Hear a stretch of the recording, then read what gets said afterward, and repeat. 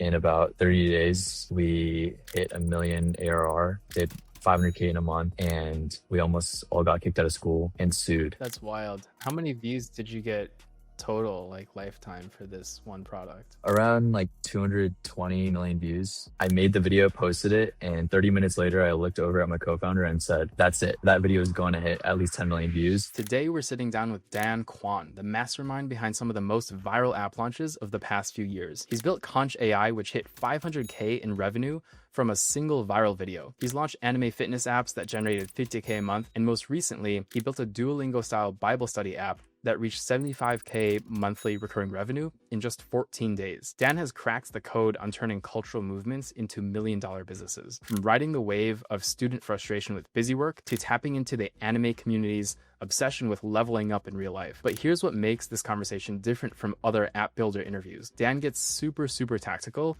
about how he spots these cultural waves before they peak, how he creates content that feels authentic while driving massive conversions, and his unique approach to what he calls Frankensteining viral content. He even breaks down the psychology behind why certain marketing approaches work, including his us versus them positioning strategy, and how he decides whether to build a personal brand or create a movement. Dan walks us through his Tik Tok Shop playbook, reveals how he structures deals with content creators, and shares how modern AI coding tools are letting him ship products in weeks instead of months. For those who don't know, this interview is brought to you by Superwall, the all-in-one platform for paywall management and revenue analytics for your mobile apps. I'm your host, Joseph Choi, founder of Consumer Club.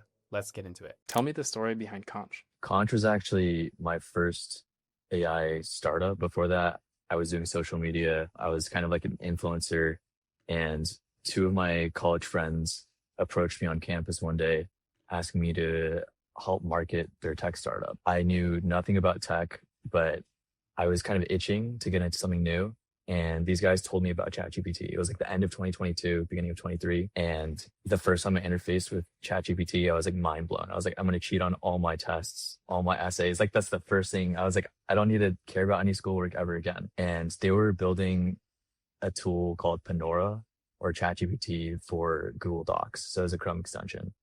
And I started marketing it 1 to 2 weeks of videos for them, and we did like around 100K views, but not many conversions. And I just continued to hack away at that point. But what ended up happening was Edward Tien came out with an AI detection tool called GPT-0. And the moment I saw that, I looked over to my co-founders and said, we need to make a bypass tool. And one of my co-founders, Dante, he prototyped it in Figma that same night. And the rest is pretty much history. I continued to make videos for them. I was like the solo UGC creator, kind of faceless, founder-led style content. But in about 30 days, we hit 1 million ARR, did 500K in a month, and we almost all got kicked out of school and sued. That was like March or April 23. That is crazy. How did you get that 500K? Because it was a big spike, right? Yeah, there was this one video that was already going viral for some other AI writing tool startups.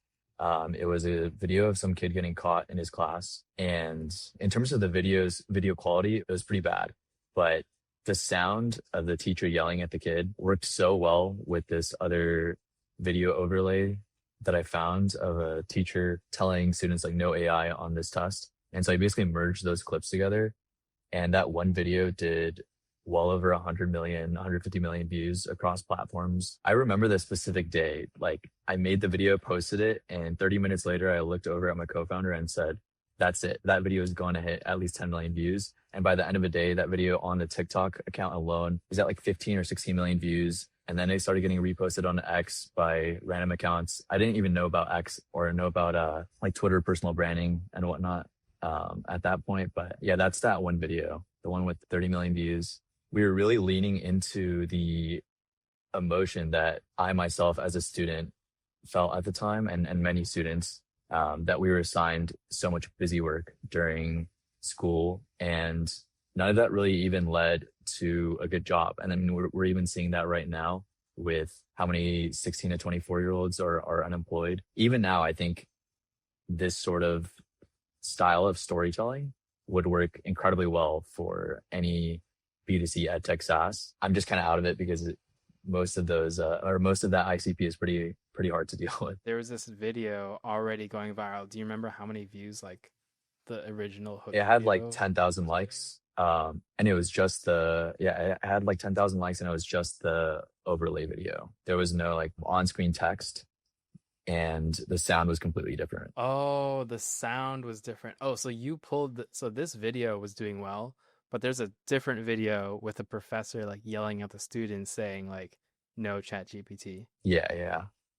And you liked that audio better than the original audio here, so you like put that audio onto this one. Yeah, so it feels more like an actual student getting caught in class. Like the whole goal with the best UGC style content is to lean into one extreme, like where the cringe factor is super high and it feels so much like an ad that like it feels like one of your friends from high school made it.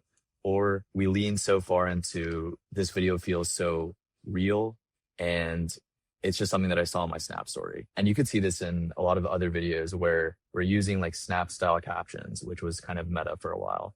Not so much anymore, but we can go down a whole laundry list of how to make content feel natural, but it's often different from what it was a couple months ago. I feel like there's kind of a marketing alpha ladder, and like everything comes from Snapchat. It's like Snapchat is like real culture, and then it kind of bubbles up to Instagram and TikTok, and then marketers kind of start noticing it, and then like the people start adopting the same language. So would you consider this caption like a Snap style caption, or was that other videos? That is definitely like a Snap style caption, but if you go to some of the newer videos, which were made by some UGC creators, that's like a Snap style caption where it's filmed natively in the Snap app. Oh, it's filmed natively. So is it lower quality? Yeah, but that's usually not an issue. If anything, I'd say the lower quality, the more you're leaning into the realistic pillar of a video. Like subconsciously, you kind of recognize the lower frame rate and kind of like the lower pixelation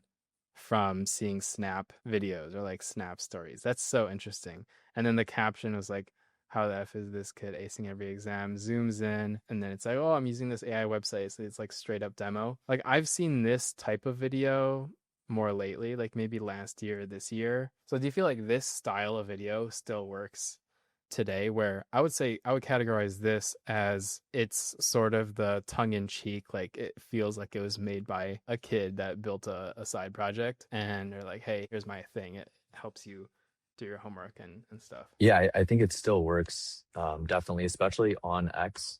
Amongst founders, we have people leaning to the extremely professional, high budget, we're talking like mid six-figure videos, but there's always still that scrappy element that makes it feel like it's coming from a founder with a real personality. I actually forget which startup it was, but they did a launch video just using slides, just using Google Slides. I mean, Roy from Cluely also did, he did like the billboards in New York, right? Which feels super scrappy. It doesn't even feel like it's something from a VC-backed founder. Yeah, it's just like a white blank with black text. So that's one style of like really leaning into, hey, this is an ad. It's like obviously an ad, but it's also entertaining. And then there's kind of the more stealth, like super native type content. And you also had this 4 million view one, ChatGPT just broke university. And then here's your voiceover. No, half the assignments you get as students are just busy work. I noticed like also with this 4 million view video and the 30 million, you're sort of like building a movement in a way where there's like the enemy, which is pointless bureaucracy, pointless memorization of facts, and like boring school that feels like prison. Yeah, And then definitely like, yeah, it's kind of like us versus them positioning. Do you do that with a lot of your marketing? depends on the company. But yeah, I mean, this is just standard human desire. Like humans love to gossip. Humans love taking sides. So anything that's going viral online is often outraging one group. So if you can either lean into the outrage and act kind of as one of those people in that crowd, in the angry crowd, in the sad crowd, whatever it is, or lean into the opposing side, whichever side has the larger or louder emotion is what I'd say about that. For example, like when I was working on TikTok Shop products, it was more about the small business factor and building a cult around one person. And then what happened after that? Yeah, that's kind of where things got a little out of hand being my first startup. Our school basically threatened to sue us. We got a letter of intent, a cease and desist, because we were using their logo on our website and a couple different schools. But we were on the local news around Villanova because some high school students were using Conch to bypass AI detection. And that word got to our school, and Conch was in our LinkedIn bios at the time. We were a little naive and weren't building in stealth. And yeah, it led to a whole legal battle with their school. That's wild. How many views did you get total, like lifetime, for this one product? Around like 220 something million views. And we ended at around 2.2 million in revenue. Most of that was all organic. We did test paid, but didn't like the margins on it. So it kind of just ended up being like a passive income stream. And we sold the company early this year, actually. How was that process of getting acquired? It was good. We actually talked to like 3 or 4 different buyers since the whole school situation happened. We were just so early at the time that there were definitely people interested considering our margins and numbers. But looking back on it, there were some competitors of ours that would pretend to acquire us and then just basically take info from us. And we had no clue. But I think I learned a lot of like the expensive lessons early on with Conch. So it has like a special place in my heart, just considering it being the first, but also all the little mistakes that came along with it. Yeah. I wanted to ask you about e-commerce and TikTok Shop because you said you got started in social media.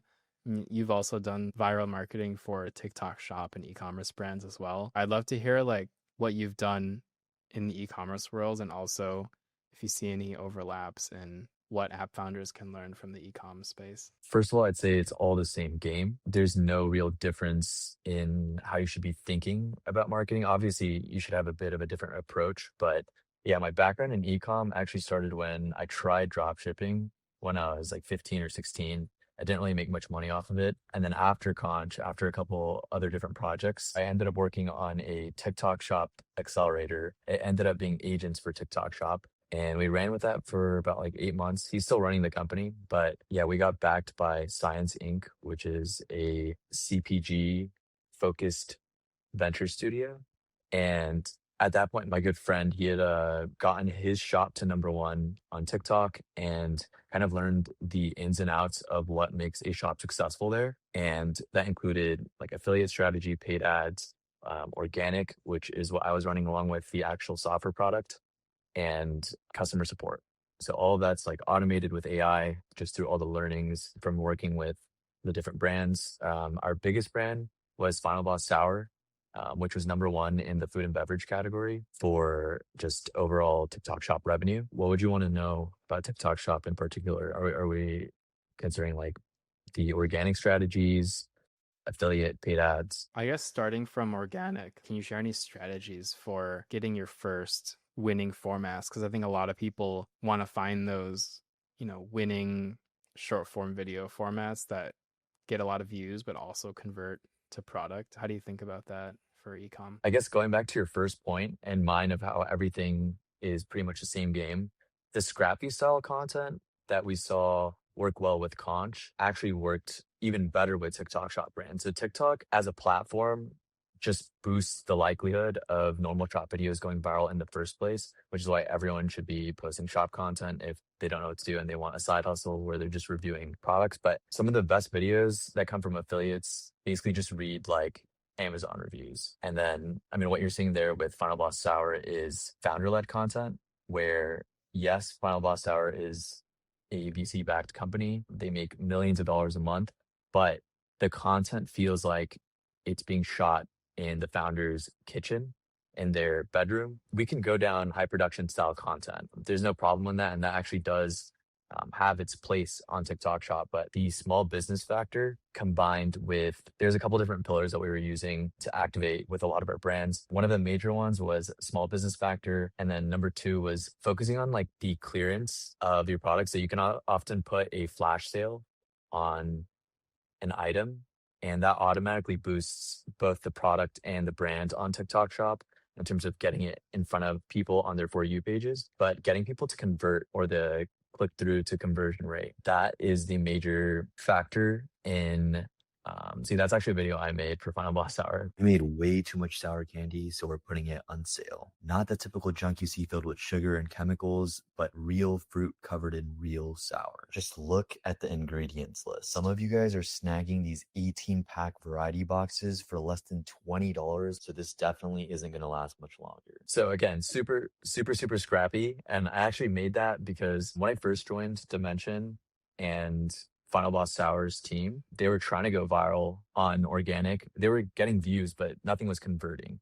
So with TikTok Shop, you really have to start to understand how to nail content that not only goes viral, but more so converts. So this video has been rinsed and repeated by all the UGC creators that we brought on to Dimension. And every single time it's hit, we've mixed it with a couple different narratives, like Keith Lee reviewed Final Boss Hour, and that ended up making Final Boss Hour go nuclear, especially when combining it with the small business factor, with the clearance sale. Final Boss Hour as a product is literally made for TikTok Shop. Basically, if you look at any of their product pictures, you just get an instant picture of value and the fact that there's so much in the boxes. All the content from the actual brand side, we're not talking about videos, just product hero images and whatnot, how gamified the product is, how they do limited drops, how there's a character associated with the brand. They teach so many lessons in terms of product, which makes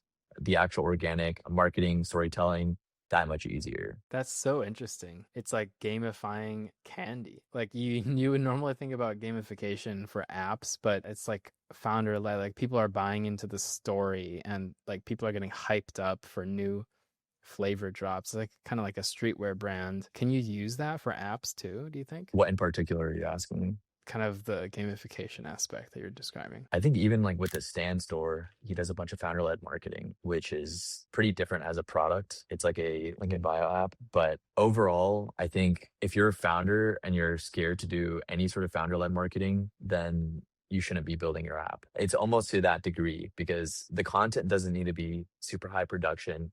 You don't need to be really good at editing. If you just hop on and talk about your product and you're so excited about your product and you really understand your ICP or ideal customer profile, that resonates. Like Gen Z, Gen A goes off of vibes. So it's not about all the little tips and tricks. The founder's biggest influencer, in a sense. Like you should be willing to make the most content for your app, at least in terms of cold starts. That makes sense. Do you do that too with the new products that you're working on with any of the apps? Like, are you leaning into founder-led content? I worked on two different apps after Dimension. One was a super hacky, scrappy app called Arise. It's a solo leveling inspired fitness app. This was probably next to the other app I'm going to talk about, which is called Shepherd, and it's the Duolingo for Bible study. But next to that app, I think it was the fastest cold start I've given an app. We just use carousels about fans of solo leveling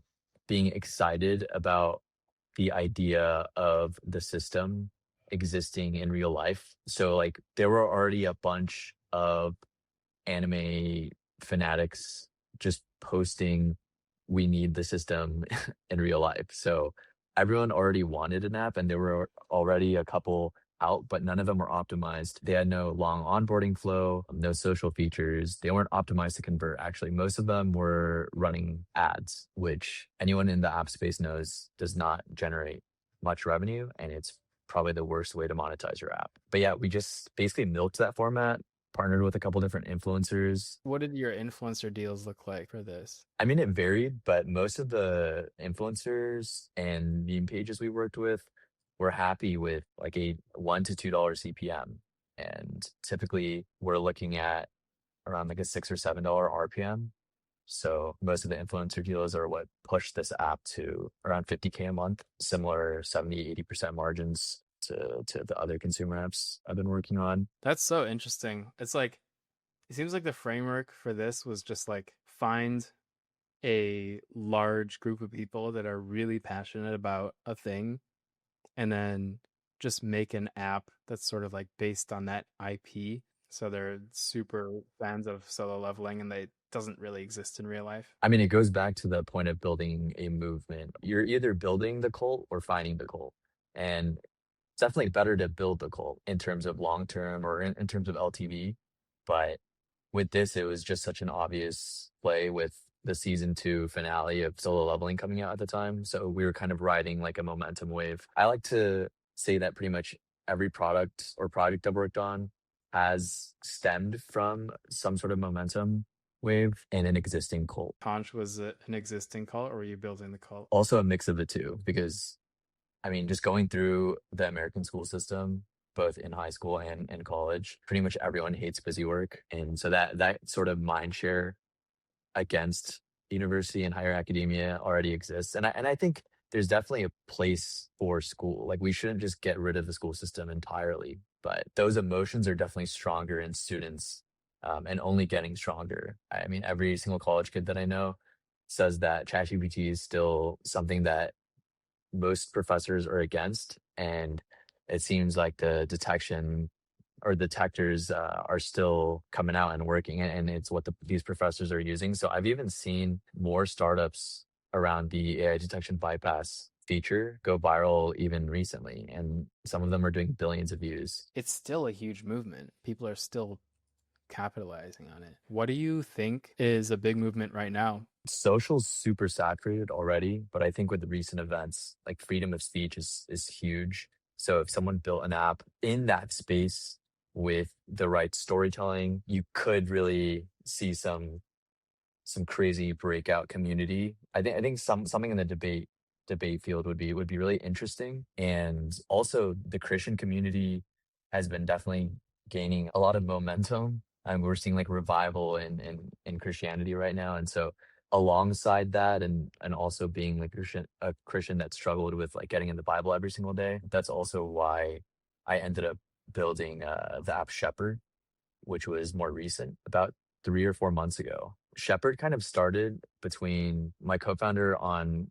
Conch and Arise and I, where we were both just like, we want to build something that actually feels more purpose driven.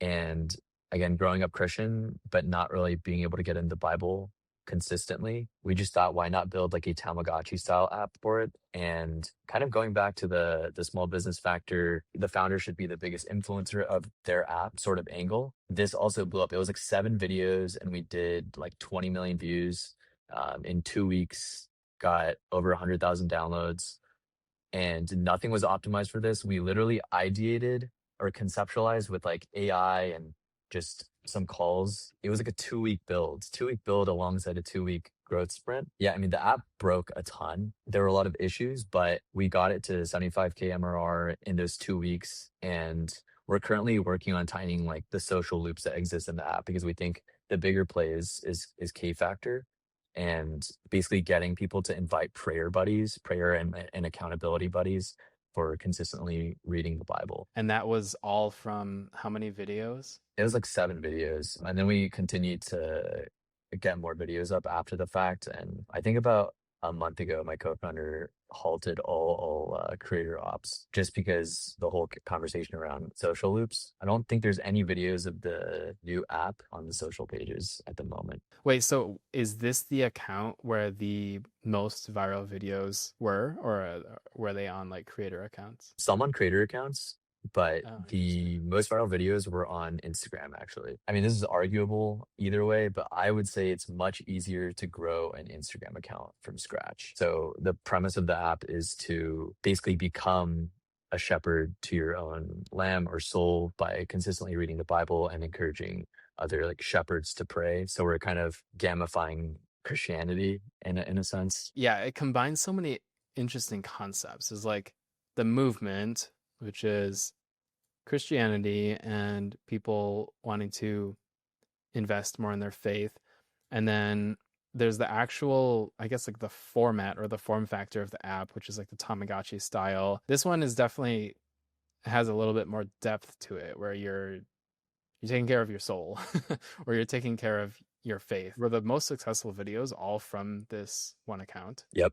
Yep. So with this one, we got like super scrappy. I call it Frankensteining, but I mean, I did it with Conch. You basically just find videos that have already gone viral related to your subject matter, and you stitch them together. That's kind of like where it's up to whoever's creating the content. These are just like podcast clips of Bryce Crawford, who's huge influencer in the Christian space. And then there's other clips on the page of basically just hooks that I farmed from looking up the phrase Bible reading. This was like very standard hook demo, which is kind of why we phased it out. Because it's such a meaningful app, we didn't want it to be an app where it required like the hacky UGC influencer route. And there's also just so much potential in terms of bringing this into schools and churches through natural social loops, like we saw in apps like NGL and Gas App, TBH. You guys kind of did this yourself, where you got your own creators for some of these other formats. You're just getting hooks that already exist. It's a mix of the two, but we just got really scrappy because we had just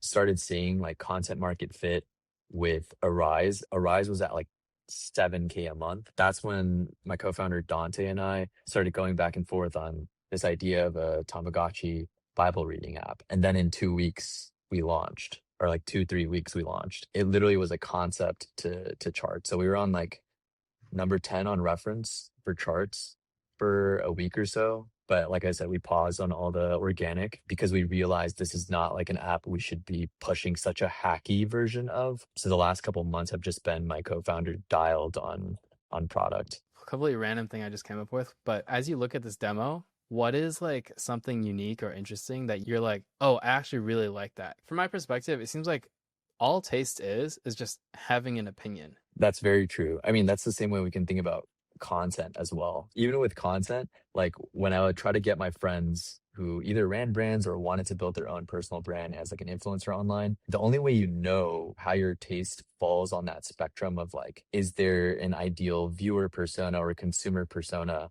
for my video content or for the app I'm building, is by putting your opinion out there. So I love that you said that. It just seems like you need to have an opinion, because that's super on the money.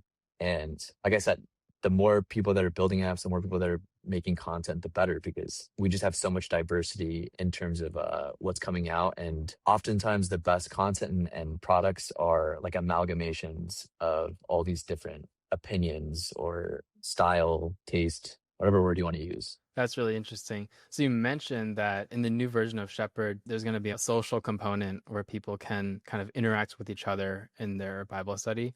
So I'm going through some of the messaging flows in Spotted and Prod. The thing with Spotted and Prod is that so many of the designs that you see on here are really unique, but it's more like, I'd say, the micro animations on this site that are really useful. But at the end of the day, you would always want to develop like your own brand identity. In regards to Shepherd, for example, a lot of like the micro animations and art style came from Duolingo.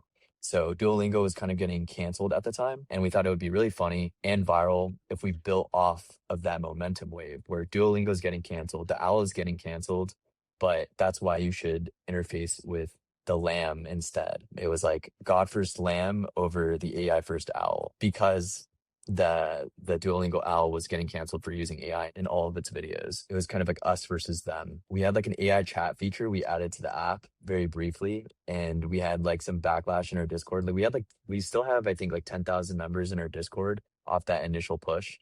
And some people are just not happy to see AI because of how much the original contact stemmed around being against Duolingo's AI first initiative. In that case, do you listen to those users, or do you kind of like try to convince them that some AI would be good? I would say always listen to your user, especially if it's like a common theme throughout your community. You should always be listening to your user, because they're the ones that you're building for. Obviously, if it's going completely against your values, and that's the one thing. But we got rid of the AI chat feature and turned it into more of like a custom devotional feature, where it would generate a devotional for you, but all the customer facing copy does not contain AI. I'm curious in general, like you've worked on a lot of apps. You seem to be very good at the 0 to 1. You're good at design. You're good at market sense, I guess, like even just like idea selection. What role do you want to play going forward? Do you like the incubation stuff? Are you looking for more technical co-founders to build new projects? What's next for you? I'm definitely still a big fan of doing cold starts or doing 0 to 1. So I am working on some apps nights and weekends, hacking away, just because we're in like the AI bubble, or like it's very similar to the .com bubble. And because apps are so easy to build and run UGC and influencer programs around, once you have all the systems in place, at least, it doesn't take too much overhead. So definitely continuing down that path. But whether it's a big cultural movement or something completely unrelated to software, something maybe going back to the flaws and inefficiencies with the school system. Like, I don't know. I've thought about it because I know my skill set is useful in all these different tech companies. Like I've had a lot of different offers in doing the growth and the cold starts for YC companies and companies that have bigger budgets. But I think I'm looking for something to dive into and work on for years because the last, I don't know, 5, 6 companies I've worked on have only been for a couple months at a time. I'm personally just really excited to see what you do. If you had to give advice to an app founder who's built the product already and they're trying to figure out the marketing, do you think that all products can fit into like one of your two major kind of like marketing frameworks, like the founder led versus the kind of writing movement, or any of the other frameworks, or think about your ideas with the marketing in mind first? Yeah, I think the majority of the apps I've worked on, I wasn't thinking about the marketing first, but I always get into the shoes of the ICP. Like I become the ideal customer profile. And to your question about whether any founder with any product can make their app go viral, I think you can. It's more a matter of like conversions and retention. But once you get a taste of virality and see an influx of users and kind of get past that initial excitement, that's kind of where you're seeing whether there's actual cracks in your product's capabilities and like the product story itself in a sense. But if I was just like a technical founder that was able to build good products, I would say the fastest way you can find content market fit is just by posting about your product. Like, don't get lost in the sauce of figuring out a specific format. Just share your product on TikTok, on Instagram to start and just gather data points around what kind of content's working. Also look up phrases that are loosely related to the problem or the problem you're solving or the community you're targeting and stitch those videos. Start a conversation with the community you're going against or building for your app, brand, whatever it is. And that's where you'll learn whether you're good at sales or closing. You have those two different approaches. And with the influencers, you should be able to convert them into full-time UGC creators, meaning they're running an account, posting purely for your brand. But you basically have those 3 different frameworks you can use to build a viral engine for your company. And don't touch paid until you've cracked at least 5 winning formats. You're likely not going to see high ROI on your time. That's a really cool way of thinking about it. Thanks so much for being on the pod. I learned a lot. Yeah, bro, anytime. Thanks for having me. If you found that insightful, you might like Consumer Club. It's a private group for consumer app founders to talk to each other about the latest tactics. Median revenue of the members is about $1 million ARR. So check that out. Also use Superwall. They're the best. Also, there's a ton more of these episodes on the Superwall channel. So watch those other ones if you want to dig in.